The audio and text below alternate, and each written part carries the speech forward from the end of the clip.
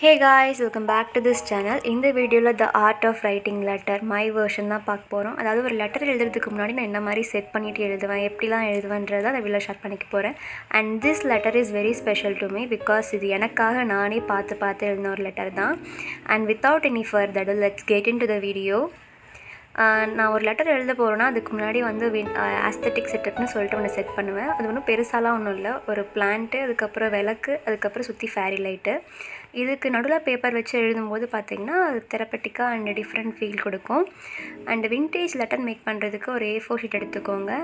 அதை வந்து வின்டேஜாக மாற்றுறதுக்காக வந்து ஒரு ட்ரேயில் வந்து காஃபி பவுடர் வந்து நீங்கள் ஆட் பண்ணிக்கோங்க. நீங்கள் இன்கேஸ் வந்து இன்ஸ்டன்ட் காஃபி பவுடர் யூஸ் பண்ணுறீங்க அப்படின்னா இவ்வளோ காஃபி பவுடர் ஆட் பண்ண வேண்டிய அவசியம் இல்லை. பிஞ்ச் அளவுக்கு ஆட் பண்ணால் கூட போதும், கொஞ்சம் ½ ஸ்பூன் அந்த மாதிரி ஆட் பண்ணிக்கிட்டால் போதும்.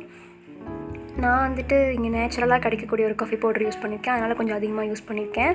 அதில் வந்து நம்மளோட பேப்பரை வந்து கசக்கிட்டு அதுக்கப்புறம் ஆட் பண்ணுங்கள். அப்போ தான் நமக்கு வந்து அந்த டெக்ஸ்சர்லாம் வந்து ஃபார்ம் ஆகும். நல்லா அந்த டிகாஷன்லாம் அந்த பேப்பரில் ஒட்டினதுக்கப்புறம் நல்லா வெயிலில் காய வச்சு எடுத்துக்கோங்க. அப்படின்னா நல்லா கிறிஸ்பாக காய்ஞ்சிருக்கணும், இல்லைனா நம்ம பென் வச்சு எழுதும்போது அது வந்து ஒரு மாதிரி ஸ்ப்ரெட் ஆகிடும். ஸோ அந்த பேப்பர் வந்துட்டு நல்லா காஞ்சி வைட்டு எழுதினா தான் வந்து நமக்கு அந்த லெட்டர்ஸ்லாம் வந்து ஸ்மெட்ஜ் ஆகாமல் இருக்கும்.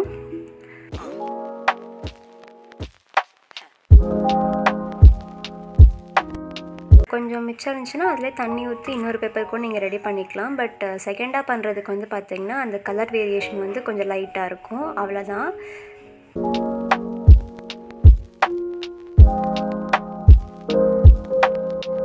இது நல்லா காஞ்சதுக்கப்புறம் இந்த மாதிரி கீழே வச்சு நல்லா நீட்டாக ஸ்ப்ரெட் பண்ணி விட்டுக்கோங்க.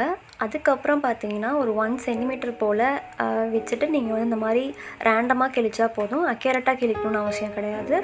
ஜஸ்ட் வந்து 1 சென்டிமீட்டர் ஆர் 1.5 சென்டிமீட்டர் இருந்ததுன்னா போதும்.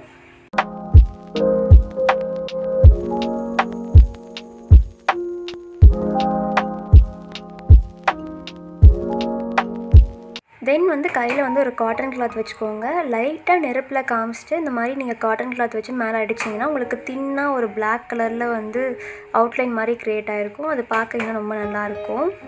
இது பண்ணும்போது கொஞ்சம் சேஃபாக பண்ணுங்கள். அண்ட் ரொம்ப எரிய விட்டுறக்கூடாது. லைட்டாக காமிச்சிட்டு டக்குன்னு வந்து நம்ம இந்த கிளாத் வச்சு அடிச்சிட்டோம் அப்படின்னா நமக்கு வந்து தின் லைனாக வந்து ஃபார்ம் ஆகும்.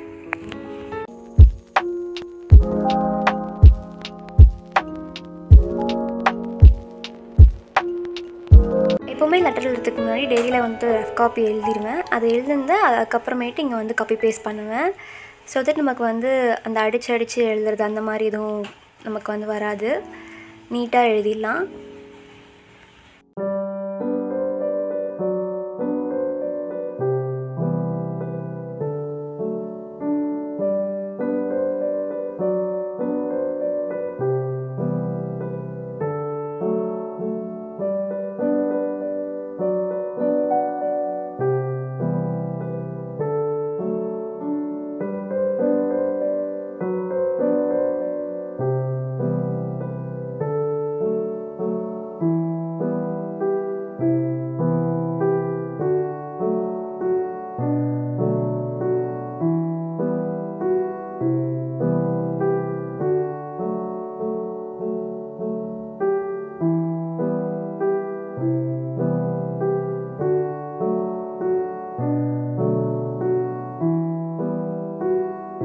வந்து ஒரு லீவ் லெட்டர் அதெல்லாம் எழுதுனா கீழே முடிக்கும் போது யுவர்ஸ் ட்ரூலி, யுவர்ஸ் ஒபீடியன்ட்லின்னு போட்டு நம்ம சைன் போடுறோமோ அதே மாதிரி பர்சனல் லெட்டர்ஸ் எழுதினாலும் கீழே வந்துட்டு with love or some kind of words add பண்ணிவிட்டு கீழே சைன் போட்டு டேட் போட்டு கொடுப்பேன்.